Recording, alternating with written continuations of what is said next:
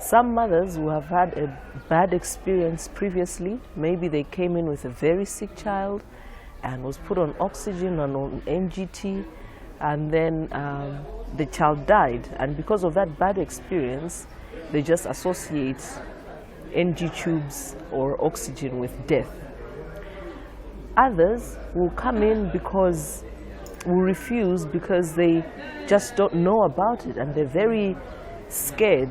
Just the thought of having a tube going down their child's nostrils is just a scare, and they'll say, no, not my child.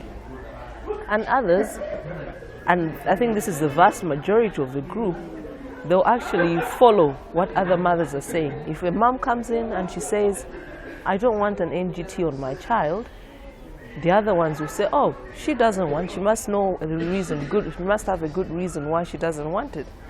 And she will also refuse. So usually the vast majority is the environment that surrounds them and what the mothers around them will say. You as a clinician need to be very calm. Usually don't confront the mothers. You need to tell them that you understand that they're scared, for starters. And secondly, remind them that they've come to hospital for help. Okay? And we're always there to help and not to harm. And whatever we do is in the best interest of their children. And then, actually, most of the times, what works best is actually to get a mom that has had their child on oxygen or has had an NG tube inserted, and their child is fine, to actually encourage the other mom and say, look, my child was on and is better. Because sometimes the moms will come and they will not completely trust you as a clinician. Okay?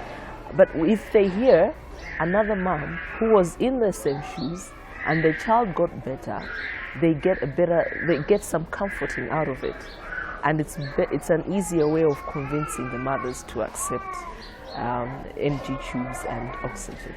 For instance, I'll give you an example of our biggest ward, where we admit children more than 6 months to 10 or 11 years.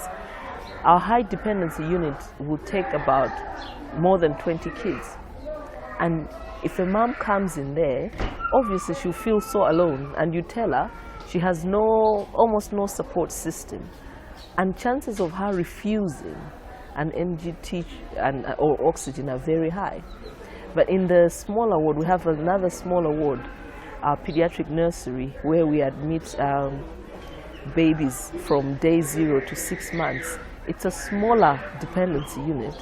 And if you see the moms, the environment there is so friendly. They're all laughing and chatting all together.